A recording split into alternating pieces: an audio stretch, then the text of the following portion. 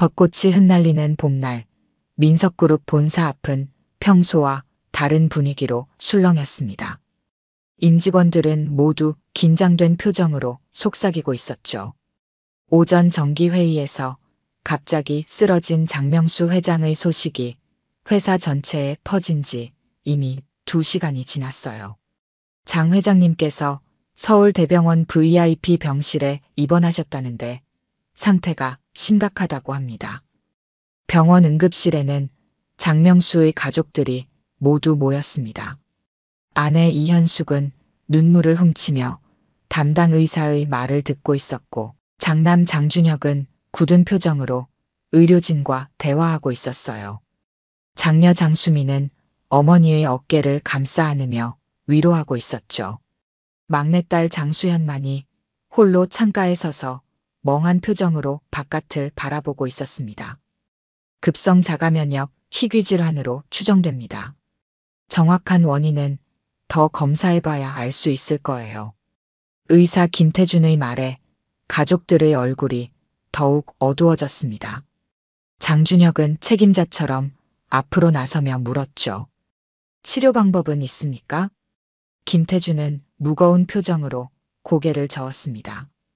현재로서는 증상 완화를 위한 치료만 가능합니다. 국내 최고의 전문의들을 모시겠습니다. 병실 창문 아래 병원 정원에서는 박수정이 조용히 꽃을 가꾸고 있었어요.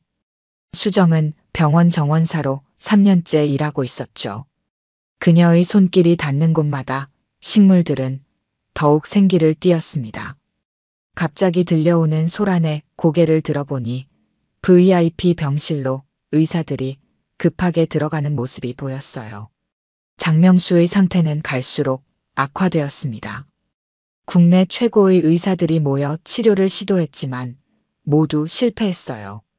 병원장은 직접 장명수의 가족들을 불러 상담했죠. 현재로서는 회장님의 상태를 호전시킬 방법이 없습니다. 최선을 다하고 있지만 준비하실 필요가 있을 것 같습니다. 이현숙은 충격으로 자리에 주저앉았고 장준혁은 벽을 치며 분노했어요. 장수미는 일을 중단하고 병원에 상주하기로 결정했습니다. 장수현만이 조용히 생각에 잠겨 있었죠. 수정은 멀리서 가족들의 모습을 지켜보았습니다.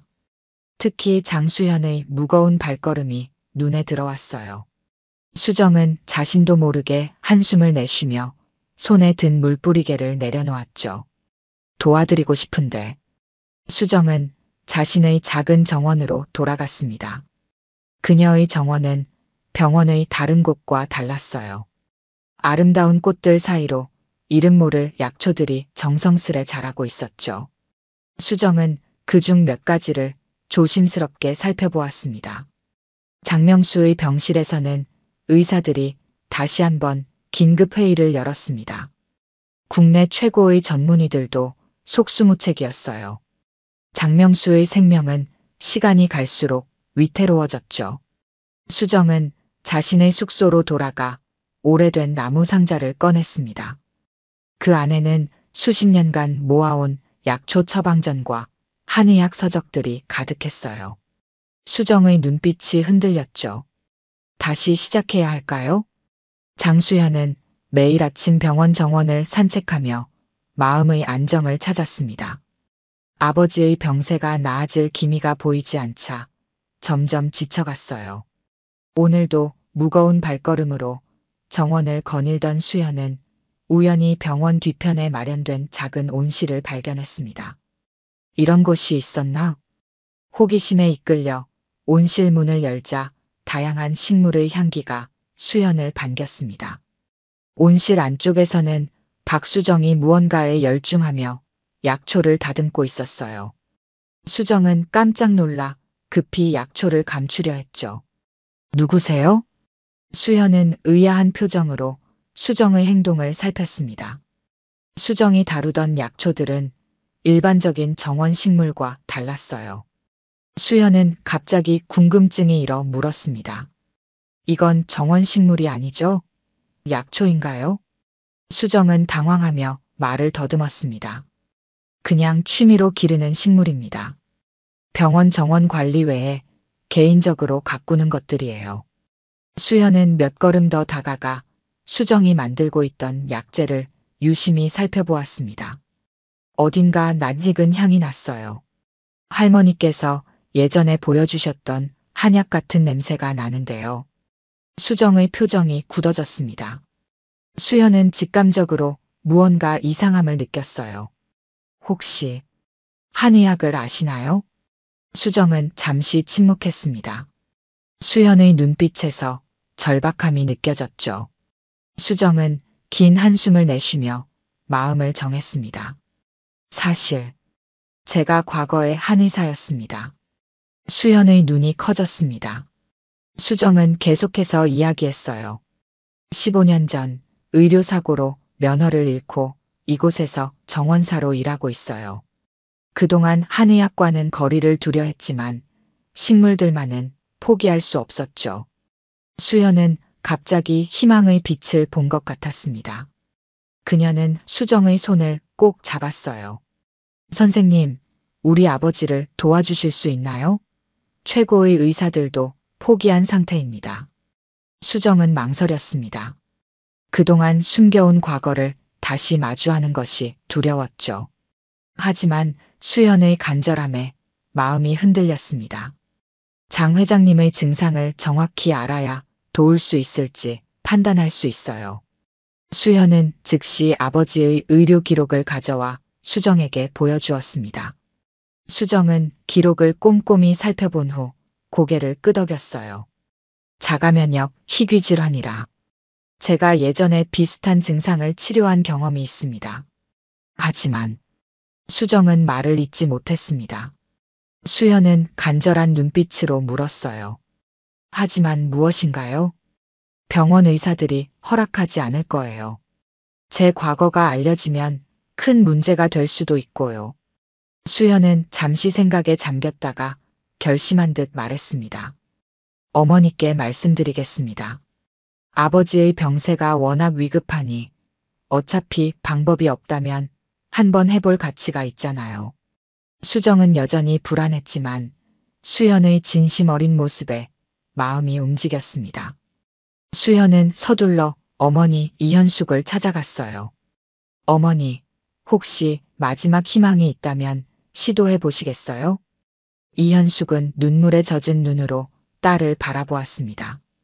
수연은 정원사 박수정의 비밀을 어머니에게 모두 털어놓았어요. 처음에는 반신반의하던 이현숙도 남편의 상태가 더 이상 나빠질 것이 없다는 사실에 작은 희망이라도 붙잡고 싶었습니다. 그래, 한번 만나보자. 이현숙과 수정의 만남은 조용히 이루어졌습니다. 장준혁과 장수미는 이 제안에 격렬히 반대했지만 이현숙은 마지막 희망으로 수정의 치료를 허락했어요. 부탁드립니다. 제 남편을 살려주세요. 수정은 깊은 숨을 내쉬며 고개를 숙였습니다. 최선을 다하겠습니다. 수정은 자신의 온실에서 밤을 새워가며 약재를 준비했습니다. 15년 만에 다시 잡은 한약 소재들이 낯설면서도 익숙했어요. 수정의 손끝은 떨리고 있었지만 그 움직임은 정확했습니다. 오랜 세월 잊지 않은 솜씨가 그대로 살아났죠. 이 약은 자가면역 반응을 조절하는데 도움이 될 거예요. 수정은 자신이 직접 재배한 약초들로 첫 번째 처방을 완성했습니다. 장명수의 병실로 향하는 수정의 발걸음은 무거웠어요. 병실 문 앞에서 장준혁이 차갑게 수정을 바라보았죠. 정말 효과가 있는 겁니까? 아버지 상태가 더 나빠지면 책임질 수 있습니까? 수정은 고개를 숙이며 대답했습니다. 효과를 장담할 수는 없습니다. 하지만 최선을 다하겠습니다. 이현숙이 나서서 아들을 진정시켰어요. 준혁아, 우리에게 남은 선택이 없잖니. 박 선생님을 믿어보자. 장수미도 남동생 옆에 서서 고개를 저었습니다. 그녀의 눈에는 불신이 가득했죠. 오직 장수현만이 수정에게 미소를 지으며 격려했어요. 선생님, 아버지를 부탁드립니다. 수정은 장명수의 맥을 짚어보았습니다. 차갑고 약한 맥박이 느껴졌어요. 수정은 조심스럽게 자신이 만든 한약을 장명수에게 먹였습니다. 그리고 준비해온 침으로 주요 경혈을 자극했죠. 첫날 장명수의 상태는 변함이 없었습니다. 장준혁은 비웃듯 말했어요. 역시 효과가 없군요. 이런 미신적인 행위로 시간만 낭비하고 있습니다. 두 번째 날도 별다른 변화가 없었습니다. 이현숙의 표정은 점점 어두워졌어요. 수정은 처방을 조금 조정하며 말했습니다. 한약은 즉각적인 효과보다 점진적인 변화를 가져옵니다. 좀 더 시간이 필요해요. 셋째 날 수정이 새벽부터 정성스레 달인 한약을 가지고 병실에 들어섰을 때 놀라운 일이 벌어졌습니다. 장명수가 미세하게 눈꺼풀을 움직이기 시작한 것이었어요. 회장님이 반응을 보이셨어요. 간호사가 놀란 표정으로 외쳤습니다. 의료진이 급히 모여들었고 가족들도 황급히 병실로 들어왔어요. 김태준 의사는 믿을 수 없다는 표정으로 장명수의 상태를 확인했습니다. 맥박이 안정되고 있습니다. 면역 수치도 약간 개선됐어요. 이해할 수 없는 일이지만 나흘째 되는 날 장명수는 잠깐이지만 눈을 떴습니다. 이현숙은 남편의 손을 꼭 잡으며 기쁨의 눈물을 흘렸어요. 장준혁과 장수민은 놀란 표정으로 서로를 바라보았죠. 아직 완전한 회복까지는 멀었습니다. 계속해서 치료를 이어가야 해요. 수정의 말에 이제는 아무도 반대하지 않았습니다. 장수현은 기쁜 마음으로 수정의 손을 잡았어요. 선생님, 정말 감사합니다. 기적이에요. 일주일이 지나자 장명수의 상태는 눈에 띄게 호전되었습니다. 그는 이제 짧은 대화도 가능해졌어요. 의료진들은 이 상황을 과학적으로 설명할 수 없어 당혹스러워했습니다. 자발적 관해일 수도 있지만 통계적으로 거의 불가능한 일입니다. 병원 내에서는 장명수의 기적적인 회복에 대한 소문이 퍼졌습니다. 수정이 한의사 출신이라는 사실도 알려지기 시작했어요. 많은 사람들이 그녀의 치료법에 관심을 보였죠. 장수현은 매일 수정을 따라다니며 그녀의 일을 도왔습니다. 두 사람은 약초를 기르고 한약을 다리며 가까워졌어요. 어느 날 수현은 조심스럽게 물었습니다. 선생님, 왜 한의사를 그만두게 되셨나요? 이렇게 뛰어난 실력을 가지고 계신데. 수정의 표정이 어두워졌습니다. 그녀는 잠시 침묵했다가 조용히 대답했어요. 15년 전 한 환자가 제 치료 중에 사망했습니다. 모든 책임을 제가 져야 했죠. 수연은 더 이상 묻지 않았습니다. 하지만 수정의 눈빛에서 아직 아물지 않은 상처를 볼 수 있었어요. 수연은 마음속으로 결심했습니다. 선생님의 진실을 꼭 밝혀드리고 싶어요. 장명수의 상태는 계속해서 좋아졌습니다. 그는 이제 침대에서 일어나 짧게 걸을 수도 있게 되었어요. 이현숙은 수정에게 진심 어린 감사를 표했습니다. 당신이 우리 가족에게 희망을 주셨어요. 정말 감사합니다. 수정은 겸손하게 미소 지었지만 그녀의 마음속에는 불안함이 자리 잡고 있었습니다.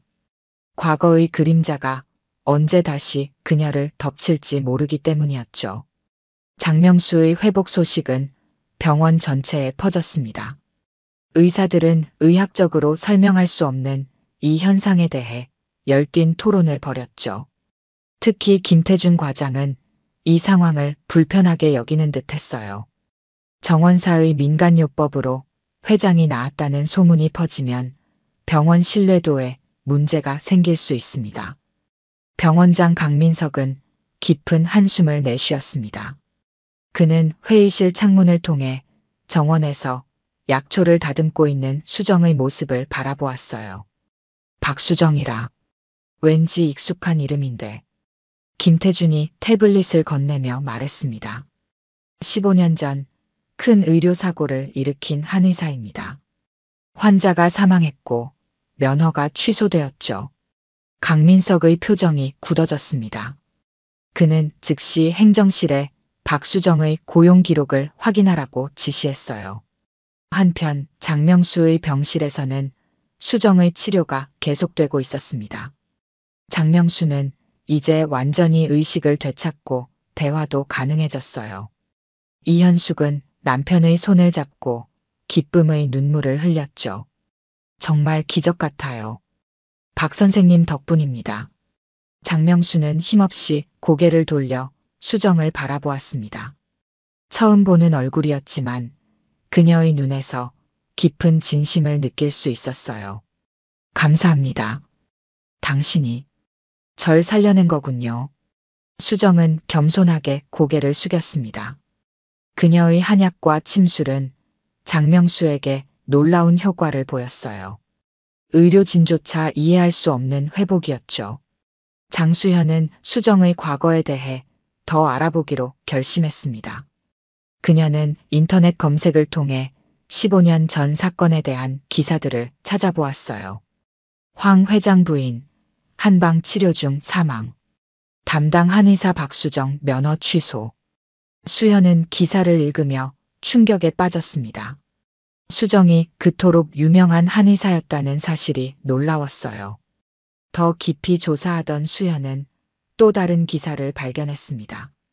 약재 공급업체 문제 가능성도, 부검 결과 특이한 독성 물질 발견. 수현은 의문이 들었습니다.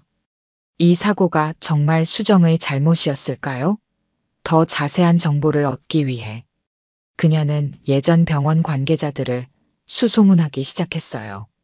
병원에서는 박수정의 정체가 밝혀지면서 논란이 일었습니다. 의사들 중에는 그녀의 치료를 즉시 중단해야 한다고 주장하는 이들이 많았어요.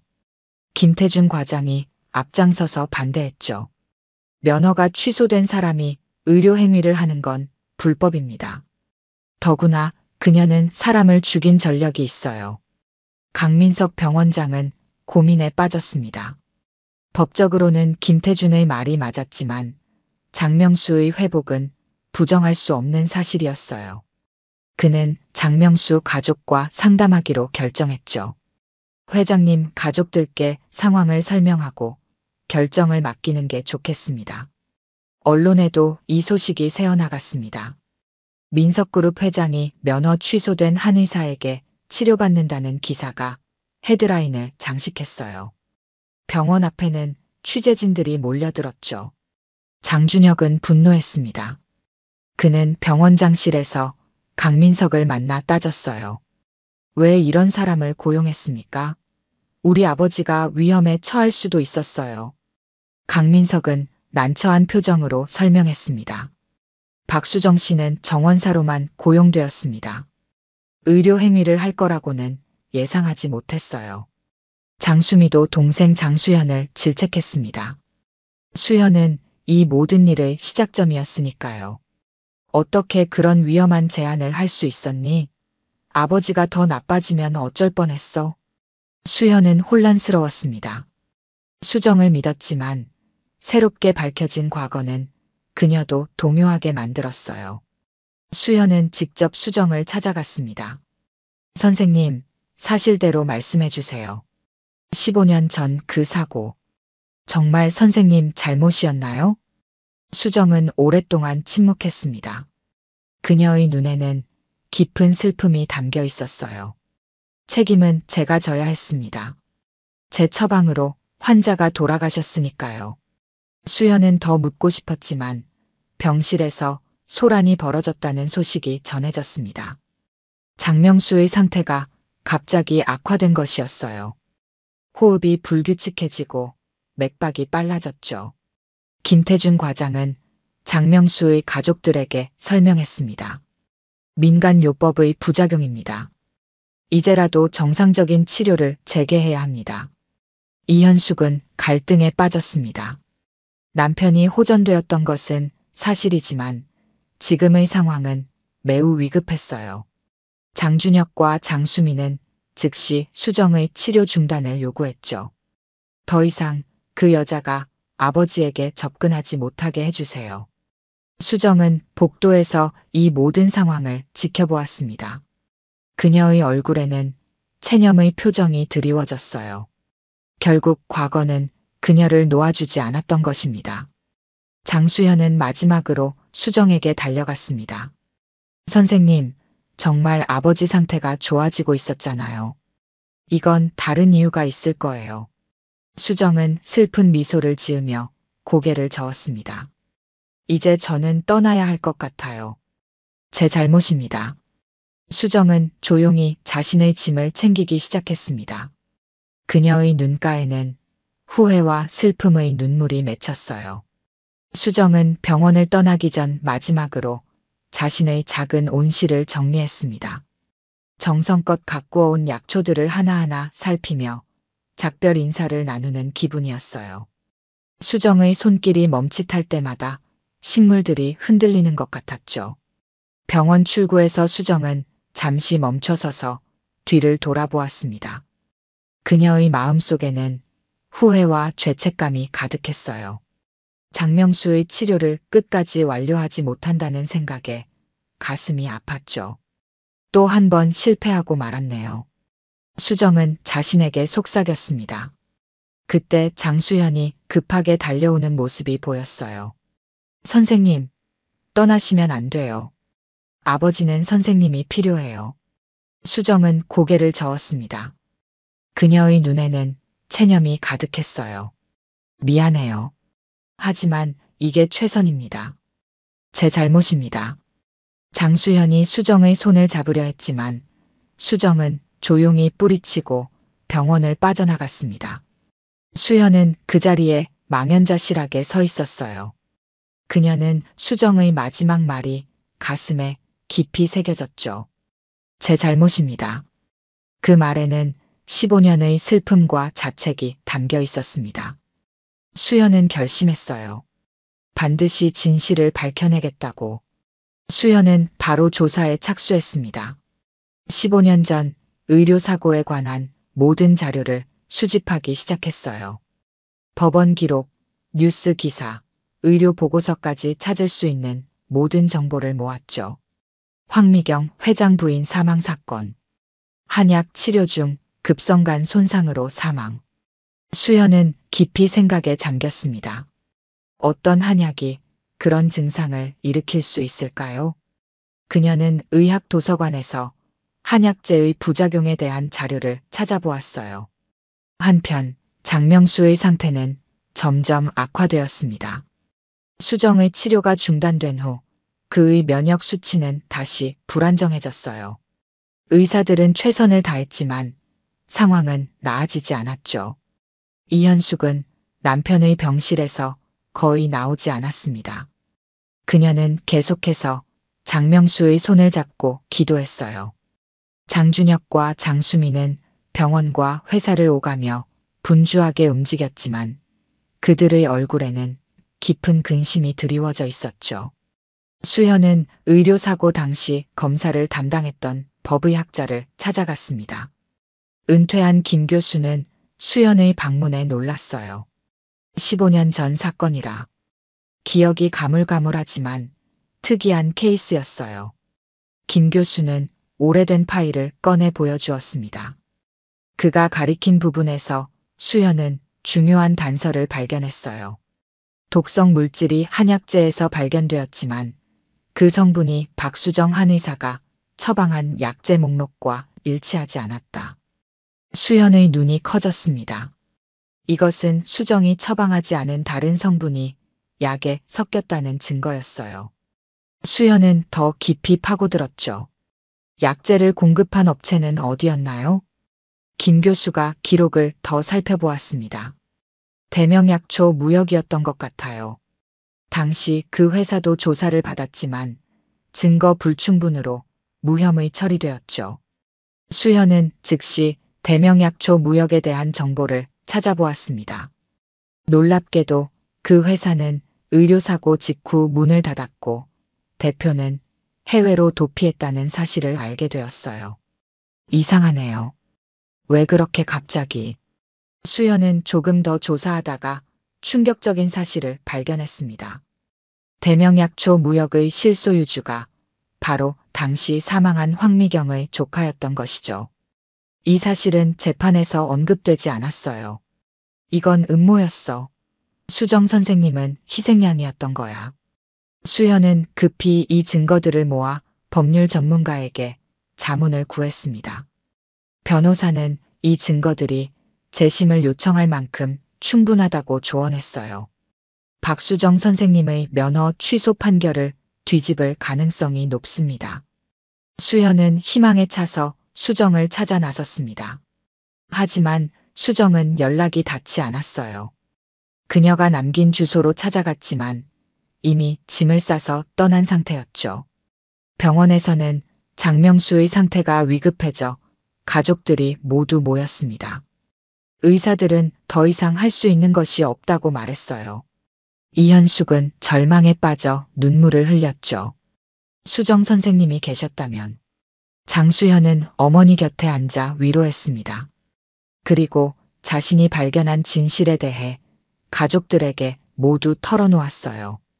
수정 선생님은 억울하게 면허를 잃었어요. 그분은 누명을 썼던 거예요. 장준혁과 장수미는 수연의 이야기를 듣고 충격에 빠졌습니다. 특히 장준혁은 자신이 수정을 오해했다는 사실에 깊은 후회를 느꼈어요. 수정 선생님을 찾아야 해요. 아버지를 살릴 수 있는 유일한 사람이에요. 가족들은 힘을 합쳐 수정의 행방을 수소문했습니다. 경비원, 간호사, 심지어 병원 주변 상점 주인들까지 모두 수소문했지만 소식은 없었어요. 장수현은 마지막으로 수정의 온실을 다시 찾아갔습니다. 그곳에는 아직 수정이 키우던 약초들이 남아 있었어요. 수현은 그 식물들 사이에서 작은 메모를 발견했습니다. 산속 작은 오두막에서 시작했던 일을 끝내러 갑니다. 수현은 즉시 그 의미를 깨달았습니다. 병원에 입사하기 전 수정이 살았던 산속 오두막이 있다고 들었어요. 그녀는 가족들에게 알리고 즉시 그곳으로 향했습니다. 산속 좁은 길을 따라 장수현의 차가 천천히 올라갔습니다. 울창한 숲 사이로 난 흙길은 비가 내린 후라 질척거렸어요. 수연은 긴장된 표정으로 앞만 보며 운전했습니다. 시간이 얼마 남지 않았다는 생각에 그녀의 손은 핸들을 꽉 쥐고 있었죠. 어디까지 있는 거야? 수연이 중얼거리던 그때 나무 사이로 작은 오두막이 보였습니다. 낡은 기와지붕 위로 연기가 피어올랐어요. 누군가 있다는 신호였죠. 수연은 차를 세우고 서둘러 오두막으로 향했습니다. 문 앞에 서서 수연은 잠시 망설였습니다. 만약 수정이 돌아오기를 거부한다면 어떻게 해야 할까요? 그녀는 깊게 숨을 들이마시고 문을 두드렸어요. 수정 선생님 계신가요? 저 장수연이에요. 잠시 침묵이 흐른 후 문이 천천히 열렸습니다. 수정이 놀란 표정으로 수연을 바라보았어요. 그녀는 약초를 다듬다 말고 나온 듯 했습니다. 어떻게 여기를? 수연은 수정의 말을 기다리지 않고 급하게 말했습니다. 선생님, 제발 돌아와 주세요. 아버지 상태가 위급해요. 그리고 저 진실을 알게 되었어요. 수정의 눈이 흔들렸습니다. 그녀는 수연을 안으로 들어오게 했어요. 오두막 안은 소박했지만 정갈했습니다. 곳곳에 말린 약초들이 걸려 있었고 작은 테이블 위에는 한약을 다리는 도구들이 놓여 있었죠. 수연은 자신이 발견한 증거들을 모두 수정에게 보여주었습니다. 대명약초 무역의 실소유주가 황미경의 조카였다는 사실, 독성 물질이 수정의 처방과 일치하지 않았다는 법의학 보고서, 모든 것이 음모였다는 증거들이었어요. 선생님은 억울하게 누명을 쓰신 거예요. 진실이 밝혀질 수 있어요. 수정은 긴 시간 침묵했습니다. 그녀의 눈에는 복잡한 감정들이 교차했어요. 15년간 가슴에 품어온 상처가 치유될 수 있다는 희망과 동시에 두려움도 느껴졌죠. 그래도 환자는 제 손에서 죽었어요. 그건 변하지 않는 사실이에요. 수연은 수정의 손을 꼭 잡았습니다. 하지만 그건 선생님 잘못이 아니었어요. 이제 아버지를 살려주세요. 선생님만이 할 수 있어요. 수정의 마음속에서 갈등이 일었습니다. 병원으로 돌아간다는 것은 자신의 과거와 다시 마주한다는 의미였어요. 하지만 환자를 돕는 것은 한의사로서의 그녀의 본분이기도 했죠. 시간이 얼마나 남았나요? 수연의 표정이 밝아졌습니다. 지금 바로 가면 늦지 않을 거예요. 수정은 결심했습니다. 그녀는 서둘러 필요한 약초들을 가방에 담았어요. 특히 산속에서만 자라는 희귀 약초 몇 종류를 신중하게 선택했죠. 이 약초들은 병원에서는 구할 수 없는 것들이에요. 마지막 처방에 필요해요. 두 사람은 급히 병원으로 향했습니다. 차 안에서 수정은 조용히 말했어요. 이걸로 할 수 있는 건 다 해볼 거예요. 하지만 결과는 약속할 수 없어요. 병원에 도착했을 때 장명수의 상태는 최악이었습니다. 의사들도 이제 손을 놓은 상태였어요. 가족들은 병실 밖에서 절망에 빠져 있었죠. 이현숙은 수정을 보자 눈물을 흘리며 다가왔습니다. 돌아와 주셨군요. 제발 남편을 살려주세요. 장준혁과 장수미도 수정에게 고개를 숙였습니다. 이제 그들에게는 수정이 유일한 희망이었어요. 제가 할 수 있는 모든 것을 시도해 보겠습니다. 수정은 병실로 들어가 장명수의 상태를 살폈습니다. 그의 맥박은 약했고 호흡은 불규칙했어요. 수정은 가져온 약초들을 꺼내 즉시 준비에 들어갔습니다. 병원 직원들이 수정의 치료를 방해하려 했지만 장준혁이 나서서 막았습니다. 김태준 과장도 반대했지만 이미 공식적으로 의학적 치료가 불가능하다고 선언한 상황에서 가족의 결정을 무시할 수는 없었어요. 수정은 밤새 약을 다렸습니다. 그녀의 손은 15년 전과 같은 정확함으로 약재들을 다루었어요. 장수현이 곁에서 도우며 지켜보았죠. 이 약은 면역 체계를 강화하고 자가 면역 반응을 조절하는데 도움이 될 거예요. 그리고 이 침술은 경락을 열어 약효가 빠르게 퍼지도록 할 거예요. 새벽이 되었을 때 수정은 마지막 한 약을 완성했습니다. 그녀는 지친 표정이었지만 눈빛만은 단호했어요. 이제 할 수 있는 건 다 했습니다. 가족들과 병원 관계자들이 지켜보는 가운데 수정은 조심스럽게 장명수에게 한약을 먹였습니다. 그리고 주요 경혈에 침을 놓았어요. 모든 치료가 끝난 후 수정은 조용히 기도하듯 눈을 감았죠. 시간이 천천히 흘렀습니다. 방 안은 숨소리만 들릴 정도로 조용했어요. 수정은 장명수의 맥을 계속 짚어보며 상태를 확인했습니다. 그녀의 표정이 조금씩 밝아졌어요. 맥박이 안정되고 있어요. 이현숙이 희망에 찬 눈으로 물었습니다. 좋아지고 있는 건가요? 수정은 조심스럽게 고개를 끄덕였습니다. 방 안의 긴장이 조금씩 풀렸어요. 장준혁과 장수미는 서로를 바라보며 안도의 표정을 지었죠. 그때 장명수의 손가락이 미세하게 움직였습니다. 모두의 시선이 그에게 집중되었어요. 장명수의 눈꺼풀이 천천히 움직이기 시작했습니다. 여보. 이현숙이 남편의 이름을 부르자 장명수는 서서히 눈을 떴습니다. 그의 눈동자가 방 안을 둘러보더니 이내 수정에게 고정되었어요. 그리고 희미하게 미소를 지었죠. 감사합니다. 방 안은 기쁨의 눈물로 가득 찼습니다. 수정은 겸손하게 고개를 숙였어요. 그녀의 눈가에도 눈물이 맺혔습니다.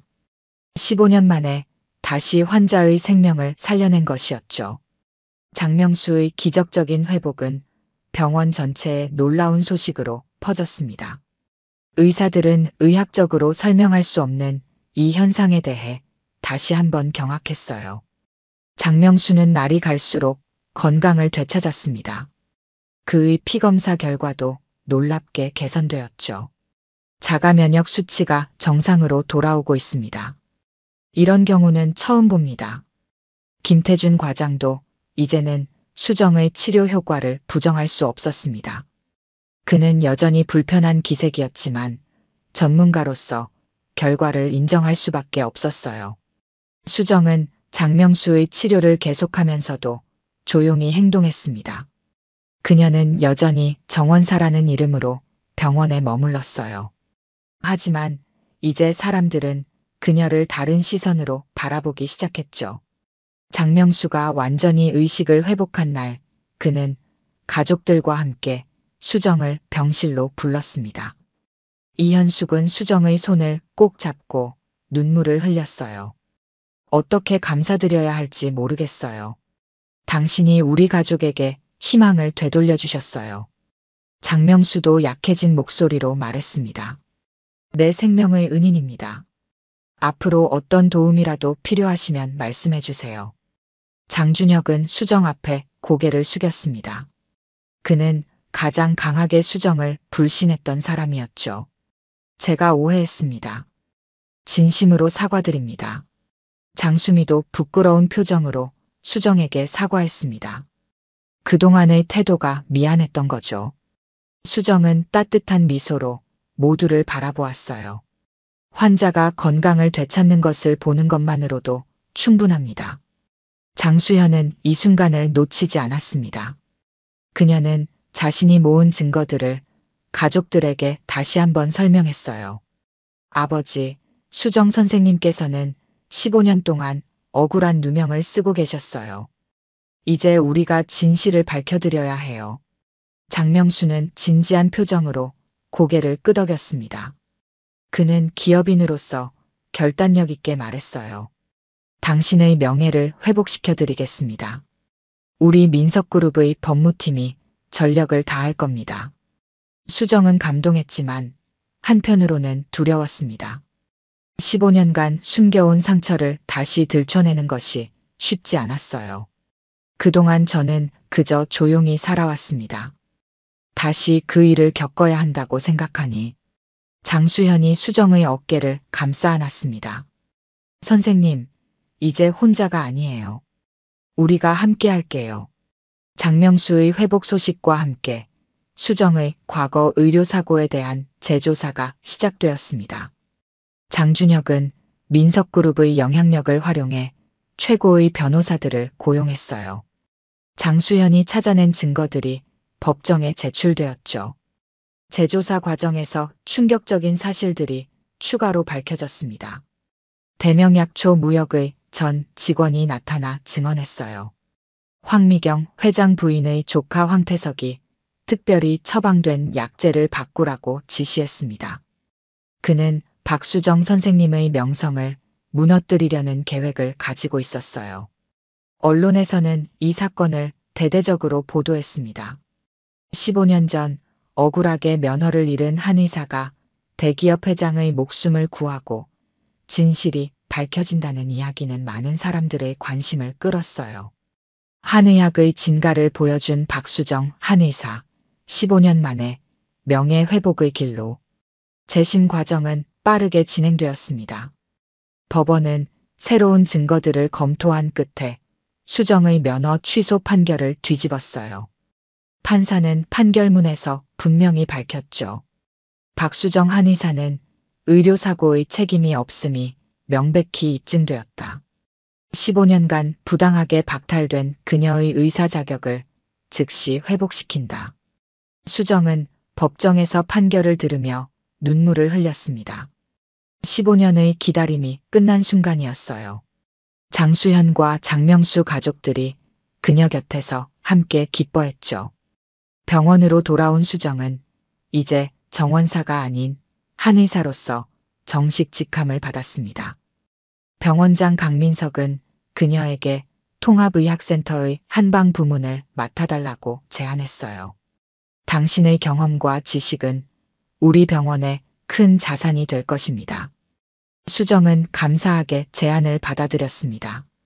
그녀는 오랫동안 꿈꿔왔던 한의학과 현대의학의 통합이라는 비전을 이루게 된 것이었어요. 장명수는 퇴원 후에도 정기적으로 수정의 진료를 받았습니다. 그의 건강은 완전히 회복되었고 회사로 복귀할 준비를 하고 있었어요. 어느 날 그는 수정에게 특별한 제안을 했죠. 민석그룹에서 한방의료재단을 설립하려고 합니다. 수정 선생님께서 이사장을 맡아주셨으면 합니다. 이 제안은 수정에게 큰 기회였습니다.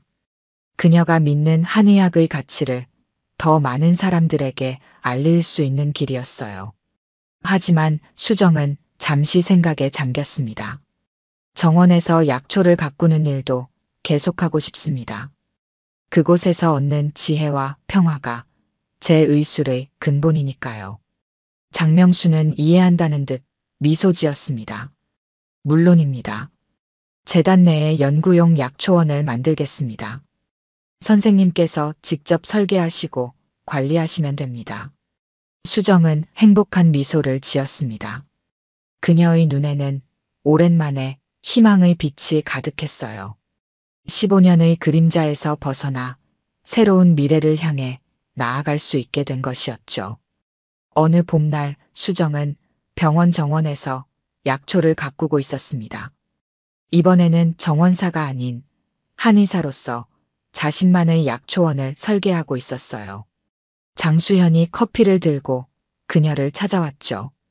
선생님, 이제 어떤 느낌이세요? 수정은 따스한 봄볕을 받으며 미소 지었습니다. 마치 꿈을 꾸는 것 같아요. 하지만 이번에는 아름다운 꿈이죠. 1년이 지난 어느 화창한 봄날, 민석한 방의료재단 개원식이 열렸습니다. 널찍한 정원 한가운데 지어진 현대적인 건물 앞에는 많은 사람들이 모여 있었어요. 장명수는 건강한 모습으로 단상에 올라 연설을 시작했습니다. 오늘 우리는 자연의 지혜와 현대의학이 만나는 새로운 장을 열게 되었습니다. 이 모든 것은 한 정원사의 용기와 진심 덕분입니다. 박수정은 조용히 뒤편에 서 있었습니다. 그녀는 여전히 스포트라이트를 받는 것을 불편해했지만 눈빛만은 자신감으로 빛났어요. 이제 그녀는 재단의 이사장이자 한의학연구소의 책임자였죠. 장명수 가족은 모두 자리에 함께했습니다. 이현숙은 남편을 자랑스럽게 바라보았고 장준혁과 장수민은 재단 운영에 적극적으로 참여하기로 했어요. 특히 장수현은 한의학을 공부하기 시작했습니다. 수정의 제자가 되기로 한 것이죠. 개원식이 끝난 후 수정은 자신이 직접 설계한 약초원으로 장명수 가족을 안내했습니다. 다양한 약초들이 아름답게 어우러진 정원은 그녀의 철학이 담긴 공간이었어요. 이곳에서 키운 약초들로 많은 사람들을 치료하고 싶습니다. 자연이 주는 선물로 아픈 마음과 몸을 어루만지는 거죠. 장명수는 미소를 지으며 주변을 둘러보았습니다. 그의 건강은 완전히 회복되어 예전보다 더 활력이 넘쳤어요. 이제 정원사님은 회장님 병을 고친 것이 아니라 우리 모두의 삶을 바꾸셨네요. 수정은 부끄러운 듯 웃음을 지었습니다. 그녀의 눈가에는 잔잔한 행복이 머물렀어요. 정원 한켠에서 장수현이 약초를 살피며 메모를 하고 있었죠. 자연은 언제나 우리에게 치유의 길을 보여줍니다. 우리는 그저 그 지혜에 귀 기울일 줄 알아야 해요. 그들이 정원을 거닐 때 봄바람이 살랑이며 꽃잎을 흩날렸습니다. 수정은 이제 더 이상 숨지 않고 당당하게 자신의 지식과 경험을 나누며 새로운 길을 걷고 있었어요. 과거의 아픔은 그녀를 더 강하고 지혜롭게 만들었고 이제 그 지혜로 더 많은 사람들에게 희망을 전하게 된 것이었습니다. 오늘 들려드린 이야기가 여러분의 마음에 작은 울림이 되었기를 바랍니다. 이야기가 좋으셨다면 좋아요와 구독 부탁드려요. 다음 사연을 들려드리는데 큰 힘이 된답니다. 그리고 여러분의 이야기도 댓글로 들려주세요. 다음 이야기 때 또 뵙겠습니다. 늦여름의 아침 햇살이 고급 주택가의 텃밭을 비추고 있습니다. 영동구에서 가장 큰 규모의 개인 텃밭이지만 이곳에서는 매일 아침 허름한 차림의 노인 한 명이 홀로 땀을 흘리고 있습니다. KD중공업 강태식 회장입니다. 평소라면 절대 입지 않을 낡은 면바지에 구멍난 티셔츠 차림이지만 호미로 잡초를 뽑는 그의 얼굴에는 행복한 미소가 가득합니다. 호박 넝쿨이 뻗어나간 자리를 따라 가지를 정리하고 방울토마토 줄기를 점검하는 손놀림은 마치 오랜 농부를 연상시킵니다. 수확한 채소를 이웃과 나누는 재미에 푹 빠진 그는 이제 매일 아침이 기다려집니다. 굳이 정원사를 쓰지 않는 이유를 아내는 이해하지 못하지만 강태식에게 이 텃밭은 제2의 인생을 의미했습니다. 기업을 일구던 때와 같은 열정으로 땅을 일구며 그는 새로운 기쁨을 발견했습니다. 오늘은 특별히 수확할 것이 많은 날입니다. 방울토마토는 봉지째로 따야 할 만큼 탐스럽게 익었고 상추도 적당히 자라 수확하기 좋았습니다. 땀을 뻘뻘 흘리며 채소를 따던 그때 휴대폰이 요란하게 울렸습니다. 이야기를 계속하기 전에 구독과 좋아요 꾹 눌러주시고 매일 배달되는 사연 들어보세요. 알림 설정까지 해두시면 이야기가 올라오자마자 들으실 수 있답니다. 여러분들의 응원은 사연 제작에 정말 큰 힘이 됩니다. 여보, 큰일 났어요. 지금 당장 백화점으로 와주셔야겠어요. 아내 박영자의 다급한 목소리가 휴대폰 너머로 들려왔습니다. 강태식은 이마의 땀을 훔치며 통화 버튼을 눌렀습니다. 갑자기 웬일이요? 오늘 오전에 말씀드렸잖아요. VIP 라운지에서 만나기로 한 사람들이 있다고요. 제가 지금 너무 급해서 화장실에 왔는데 약을 놓고 왔어요. 가방에 있는 변비약 좀 가져다 주세요. 강태식은 그제야 아내가 오전에 했던 말이 기억났습니다. 텃밭일에 정신이 팔려 깜빡한 것입니다. 시계를 보니 약속 시간까지 20분도 채 남지 않았습니다. 채소를 대충 장바구니에 담아 차고에 놓고 아내의 가방을 찾아 변비약을 꺼내 정갈한 쇼핑백에 담았습니다. 옷을 갈아입을 시간조차 없었습니다. 한편 백화점에서는 전혀 다른 분위기의 아침이 시작되고 있었습니다. VIP 라운지 신입 직원 서정아는 거울 앞에서 머리카락 한 올 한 올까지 꼼꼼히 점검하고 있었습니다. 오늘은 그녀의 첫 독립 근무일입니다. 단정하고 격식 있게 완벽해야만 합니다. 거울 속 자신을 바라보며 중얼거렸습니다.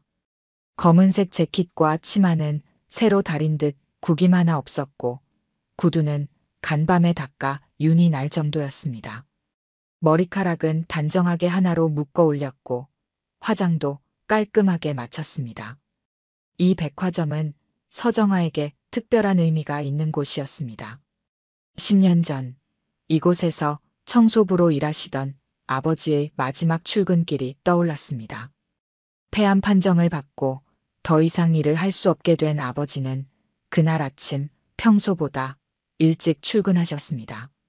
퇴근하는 길에 아버지는 어린 딸의 손을 잡고 VIP 라운지가 있는 꼭대기층을 올려다보며 말씀하셨습니다.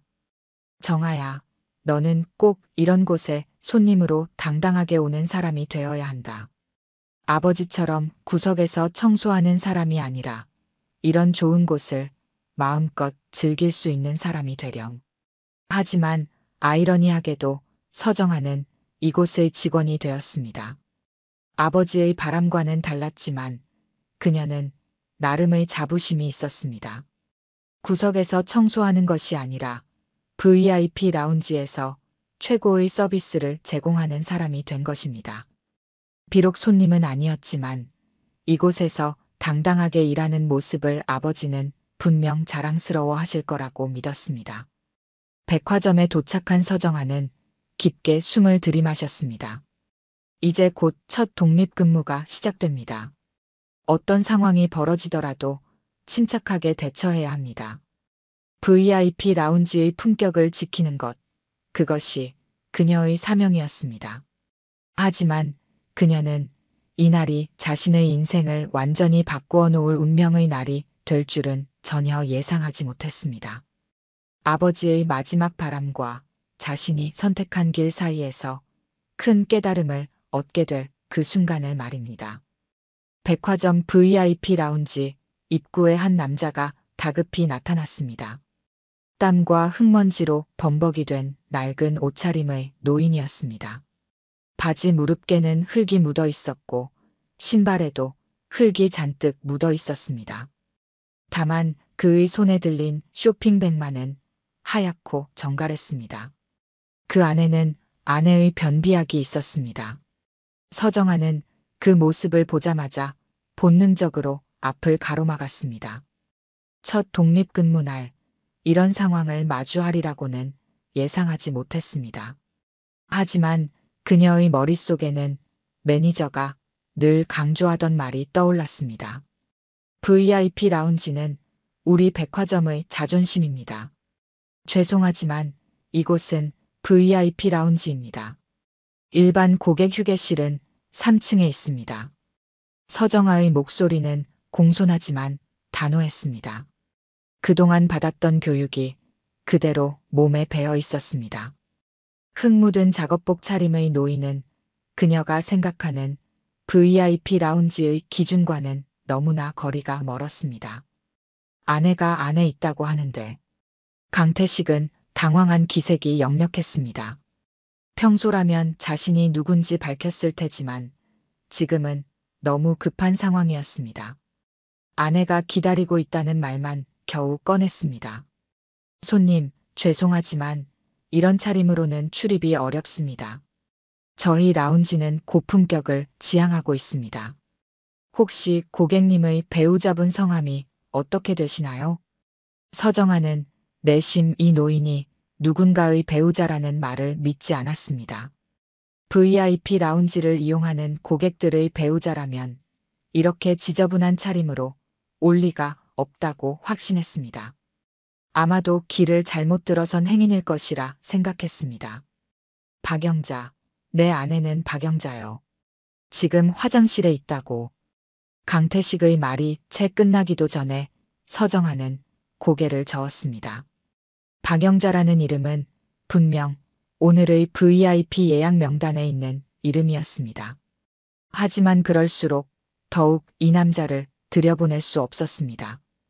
혹시라도 유명 고객의 이름을 도용하는 것일 수도 있다고 생각했습니다. 주변에 있던 사람들이 하나둘 이 광경을 주목하기 시작했습니다. 고급스러운 옷차림의 중년 신사가 미간을 찌푸리며 서정아에게 말했습니다. 직원분, 저런 분은 좀 빨리 보내시죠. 보기가 불편합니다. 그때 지나가던 오미연이 이 광경을 쓱 보았습니다. 평소 같았으면 이런 상황에 관심을 보였겠지만 오늘은 약속 시간에 늦어 서둘러야 했습니다. 아니, 저런 차림으로 어떻게 VIP 라운지에. 혼잣말을 중얼거리며 발걸음을 옮겼습니다.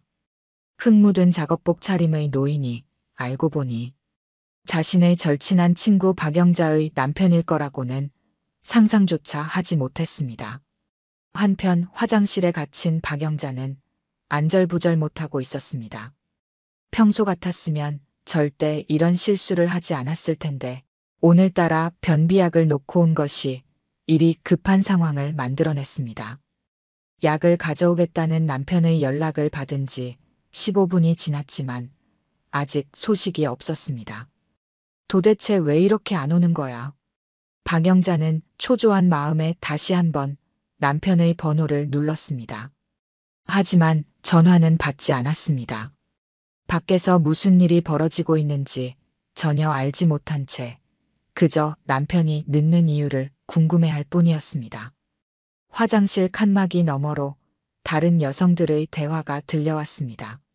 아니, 어떤 노인분이 흑투성이 차림으로 VIP 라운지에 들어오려고 한다나 봐요. 정말요? 첫 출근한 신입 직원이 맡고 있대요. 잘했네요. 저런 분들은 확실히 막아야죠. 박영자는 무심코 그 대화를 듣고 있었습니다. 하지만 그것이 자신의 남편 이야기일 거라고는 꿈에도 생각하지 못했습니다. 오히려 이런 생각이 들었습니다. 그래도 신입 직원이 제법이네. 우리 라운지의 품격은 지켜야지. 서정아는 입구에서 계속 강태식을 막아서고 있었습니다. 그녀의 뇌리에는 어린 시절의 기억이 스쳐 지나갔습니다. 이 백화점에서 청소부로 일하시던 아버지도 저렇게 허름한 차림이었습니다. 하지만 그때와 지금은 달랐습니다. 그녀는 이제 VIP 라운지의 직원이었고 이곳의 품격을 지켜야 할 의무가 있었습니다. 죄송합니다만 고객님의 신분을 확인할 수 있는 것이 없으시다면 입장이 어렵습니다. 강태식은 한숨을 내쉬었습니다. 주머니를 뒤적여 신분증을 찾으려 했지만 텃밭에서 입던 작업복에는 지갑도 가져오지 않았다는 사실을 깨달았습니다. 아내의 다급한 전화에 정신없이 달려온 것이 이런 상황을 만들어낸 것입니다. 그때였습니다. 누군가가 강태식의 어깨를 두드렸습니다. 김도윤 매니저는 VIP 라운지 입구의 분위기가 심상치 않음을 직감했습니다. 15년차 베테랑의 직감이었습니다. 멀리서도 사람들이 모여 있는 것이 보였고 평소라면 들리지 않을 웅성거림이 들려왔습니다. 특히 오늘은 신입 직원 서정아의 첫 독립근무 날이었기에 그의 마음은 더욱 조급해졌습니다. 매니저의 발걸음이 빨라졌습니다. 사람들 사이를 비집고 들어가 보니 한 노인이 서정아와 실랑이를 벌이고 있었습니다. 노인의 옷은 흙으로 얼룩져 있었고 신발에도 흙이 묻어 있었습니다. 하지만 그 눈빛만은 범상치 않았습니다. 김도윤은 순간 숨이 멎는 것 같았습니다. 그 눈빛을 알아보는 데는 1초도 걸리지 않았습니다. KD중공업 강태식 회장이었습니다. 10년 전 그가 막 VIP 라운지에 배치받았을 때부터 늘 보아온 단골 고객이었습니다. 강태식 회장은 매달 한 번씩 아내와 함께 이 라운지를 찾았고 직원들을 항상 따뜻하게 대해주었습니다. 특히 명절이면 직원들의 가족까지 챙기며 인자한 모습을 보여주던 분이었습니다. 회장님, 이렇게 찾아오시다니. 김도윤의 목소리에 서정아의 얼굴이 창백하게 변했습니다. 회장님이라는 단어가 그녀의 귓가를 강타했습니다. 방금 전까지 자신이 막아섰던 사람이 이 백화점 VIP 라운지의 최고 고객이었다는 사실이 믿기지 않았습니다. 그동안 교육받으면서 수없이 보았던 VIP 고객 명단 첫 페이지의 사진 속 인물이 바로 이 허름한 차림의 노인이었다는 사실이 그녀의 머리를 강하게 내리쳤습니다. 강태식은 김도윤을 보자 반가운 듯 미소를 지었습니다. 그의 미소는 여전히 따뜻했고 목소리에는 책망의 기색이 전혀 없었습니다. 김 매니저, 이것 보시오. 내 아내가 화장실에 있다고 하는데 이 직원이 막아서는 바람에 들어가지도 못하고 있었소. 영자 마누라가 변비약을 찾는다고 하는데 말이오. 김도윤은 재빨리 상황을 파악했습니다. 서정아의 어깨에 손을 얹으며 나지막이 말했습니다. 괜찮아요. 이제 제가 모시고 들어가겠습니다. 그의 목소리는 부드러웠지만 서정아는 그 속에 담긴 날카로운 질책을 느낄 수 있었습니다. 그때 VIP 라운지로 오미연이 들어섰습니다. 아까 본 그 허름한 차림의 노인이 강태식이라는 사실을 깨달은 그녀의 입에서 작은 탄성이 흘러나왔습니다.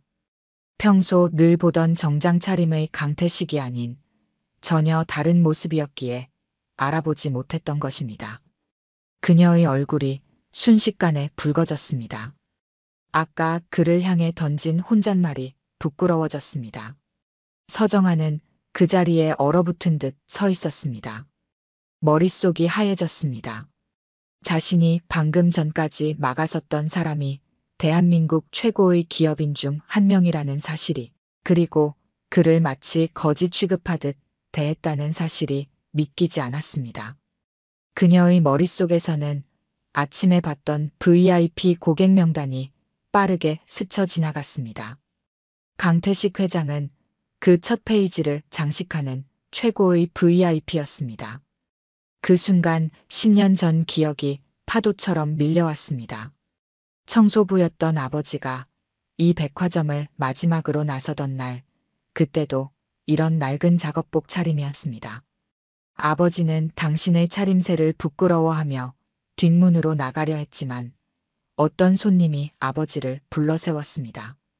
그때의 기억이 선명하게 떠올랐습니다. 청소하시느라 고생 많으십니다. 그 손님은 아버지에게 깊이 고개를 숙여 인사했고 아버지의 수고로움을 진심으로 감사했습니다. 후에 알고 보니 그 손님은 백화점 초창기부터 다니던 단골 고객이었다고 합니다. 그 장면을 본 어린 서정아의 마음에는 작은 희망이 생겼습니다.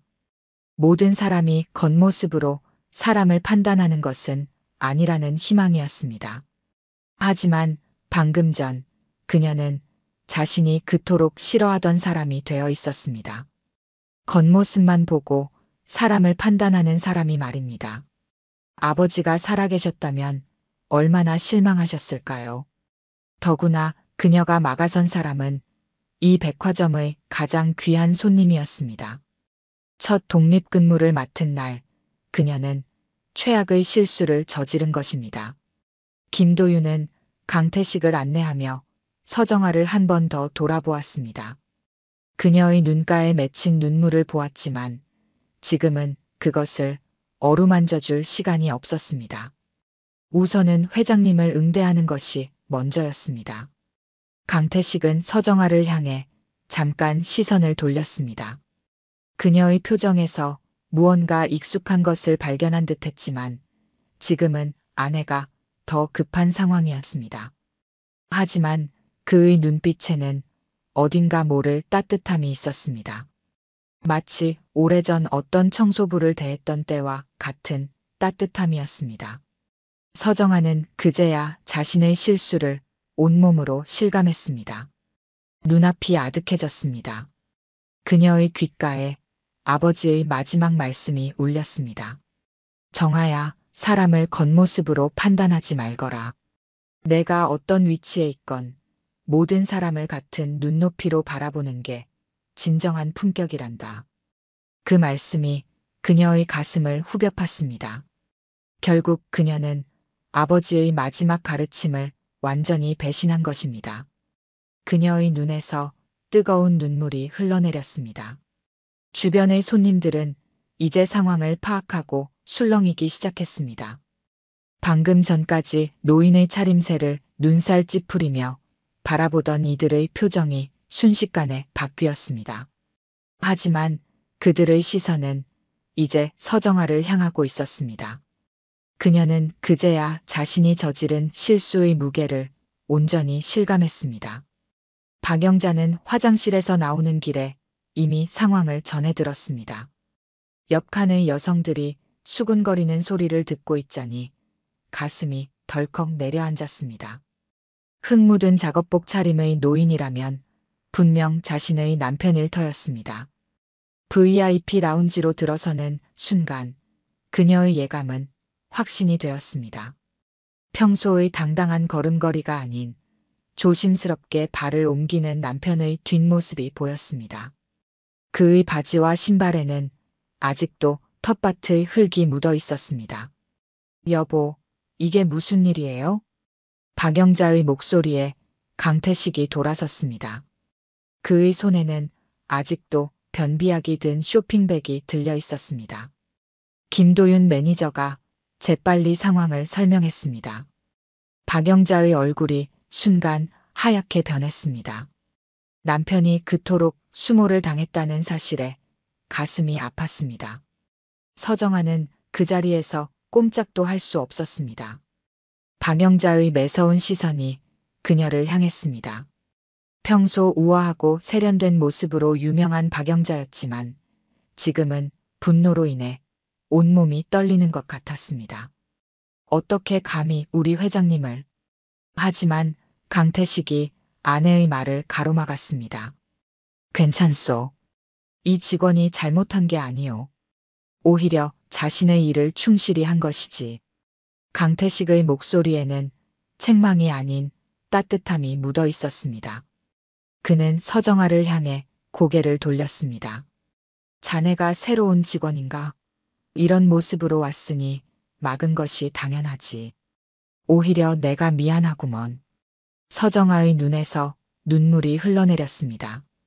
그녀는 천천히 고개를 들어 강태식을 바라보았습니다. 그의 눈빛이 어딘가 낯익었습니다. 10년 전 아버지의 마지막 출근 날 마주쳤던 그 따뜻한 눈빛과 닮아 있었습니다. 회장님, 저 정말 죄송합니다. 서정아의 목소리가 떨렸습니다. 그녀의 마음속에서 무언가가 복받쳐 올랐습니다. 그동안 가슴 깊이 묻어두었던 이야기가 튀어나오려 했습니다. 사실 제 아버지도 이곳에서 일하셨습니다. 10년 전 이 백화점의 청소부셨어요. 강태식의 눈동자가 흔들렸습니다. 서정아는 계속해서 말을 이었습니다. 아버지는 폐암 판정을 받으시고 마지막으로 이곳을 청소하셨습니다. 그날 아침 아버지는 평소보다 일찍 출근하셨어요. 마지막으로 이 백화점을 깨끗하게 청소하고 싶다고 하셨죠. 강태식의 표정이 순간 굳어졌습니다. 그의 기억 속에서 오래된 장면 하나가 떠올랐습니다. 10년 전 어느 이른 아침 그도 텃밭일을 마치고 출근길에 들렀던 이 백화점에서 만났던 한 청소부가 생각났습니다. 혹시 서정배 씨의 딸인가? 서정아는 놀라서 고개를 들었습니다. 아버지의 이름을 정확히 기억하고 있는 강태식이 믿기지 않았습니다. 그때 그 청소부 아저씨가 자네 아버지였구만. 내가 그분을 잊을 수가 없었네. 그날 아침 일찍 나도 텃밭일을 끝내고 들렀다가 곱게 청소하시는 모습을 보았지. 내가 인사를 건넸더니 깜짝 놀라시더군. 강태식의 목소리가 감정에 젖어 있었습니다. 그분이 내게 하신 말씀이 아직도 기억나네. 저는 비록 청소부지만 이 백화점을 찾는 모든 손님들이 깨끗한 곳에서 행복하게 쇼핑하셨으면 좋겠습니다. 그 말씀이 내 마음에 깊이 새겨졌소. 김도윤 매니저와 박영자는 놀란 눈으로 이 광경을 지켜보고 있었습니다. 아무도 이런 인연이 숨어 있으리라고는 예상하지 못했습니다. 그래서 난 지금도 텃밭을 가꾸면서 그분 생각을 자주 하지. 겉모습은 달라도 자신의 일에 자부심을 가진 사람의 모습을. 자네 아버님이 그러셨듯이 말이야. 서정아의 눈에서 눈물이 멈추지 않았습니다. 그녀는 아버지의 마지막 모습을 또렷이 기억해냈습니다. 퇴근하는 길에 강태식과 마주쳤던 그날, 아버지는 평소와 달리 밝은 표정이었습니다. 정아야, 오늘 내가 귀한 손님께 감사 인사를 받았단다. 이제 난 당당한 청소부로 퇴직할 수 있게 되었어. 그날은 저희 아버지의 마지막 출근이었습니다. 그리고 오늘 제가 회장님을. 서정아의 목소리가 흐려졌습니다. 강태식은 따뜻한 미소를 지으며 그녀의 어깨를 토닥였습니다. 자네 아버님이 계시다면 오히려 기뻐하실 거야. 자네가 이렇게 자신의 일에 최선을 다하는 모습을. 비록 오늘은 나를 막았지만 그건 이라운지의 품격을 지키려는 자네의 마음이었을 테니까. 박영자는 남편의 말을 듣고 있다가 문득 깨달았습니다. 왜 남편이 그토록 텃밭에 집착하는지, 왜 항상 겸손한 마음을 잃지 않으려 하는지를. 그것은 오래전 한 청소부에게서 배운 소중한 가르침이었던 것입니다. 한 달이 지난 어느 아침, VIP 라운지의 풍경이 조금 달라졌습니다. 입구에는 작은 화분이 새로 놓여 있었습니다. 방울토마토 모종이었습니다. 서정아가 매일 아침 조금씩 물을 주며 정성껏 가꾸는 화분이었습니다. 그날 이후 서정아는 조금씩 달라지기 시작했습니다. 여전히 단정하고 격식 있는 차림새였지만 그녀의 눈빛에는 따뜻함이 깃들어 있었습니다. 까다로운 고객이 와도 더 이상 겉모습으로 판단하지 않았고 허름한 차림의 손님이 실수로 들어와도 부드럽게 안내했습니다. 강태식은 일주일에 한 번씩 들렀습니다. 이제는 작업복 차림 그대로였습니다. 다른 직원들은 여전히 놀라워했지만 서정아는 그의 모습에서 아버지의 채취를 느꼈습니다. 진심을 다해 자신의 일을 사랑하는 사람의 모습을 말입니다. 정아야, 내 아버지도 그랬단다.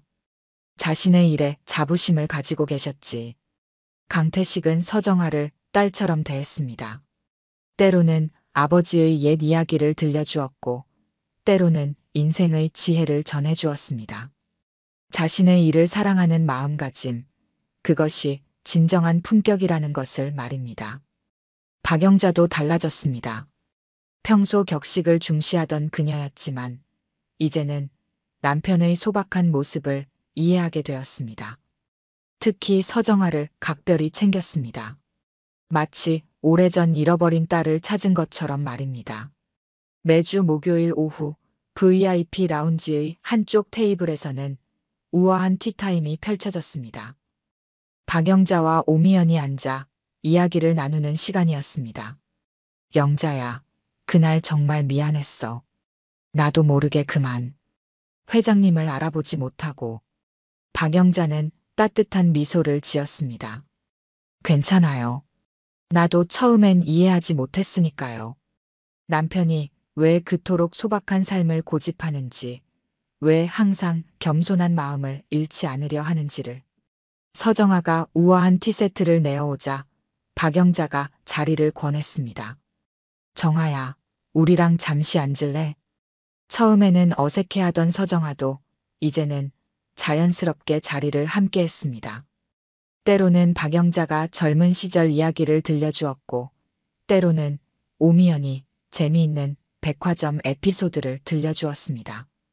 티타임이 끝날 무렵 박영자는 오미연에게 정갈하게 포장된 봉투를 건넸습니다. 자, 이건 오늘 아침에 회장님이 보내신 거예요.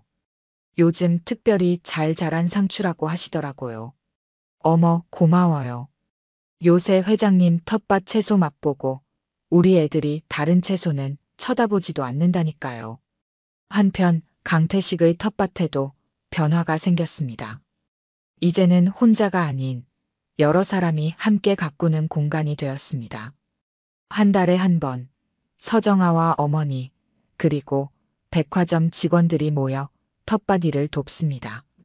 처음에는 서툴렀지만 이제는 제법 농사 전문가가 된 것 같다며 모두가 웃음 짓습니다. 정아야, 이제 알겠니? 내 아버지가 왜 그토록 이 일을 사랑하셨는지. 어느 날 강태식이 물었습니다. 서정아는 고개를 끄덕였습니다. 이제는 아버지의 마지막 가르침이 무엇이었는지 온전히 이해할 수 있었습니다. 겉모습이 아닌 마음으로 사람을 대하는 것, 자신의 일에 자부심을 갖는 것, 그리고 그 마음을 통해 서로를 이해하는 것. 해가 저물어갈 무렵 서정아는 퇴근길에 항상 입구의 방울토마토 화분을 들여다봅니다. 빨갛게 익어가는 토마토를 보며 생각합니다. 사람의 마음도 저렇게 하나둘 익어가는 것이라고. 처음에는 서툴고 어설펐지만 진심을 다해 가꾸다 보면 어느새 풍성한 열매를 맺는다는 것을. 아버지, 이제야 정말 알 것 같아요. 진정한 품격이 무엇인지를. 그녀의 말이 저녁 공기 속에 잔잔히 퍼져나갔습니다. 오늘 들려드린 이야기가 여러분의 마음에 작은 울림이 되었기를 바랍니다. 아까 깜빡하신 분들이 계셨다면 좋아요와 구독 부탁드려요. 다음 사연을 들려드리는데 큰 힘이 된답니다. 그리고 여러분의 이야기도 댓글로 들려주세요. 다음 이야기 때 또 뵙겠습니다.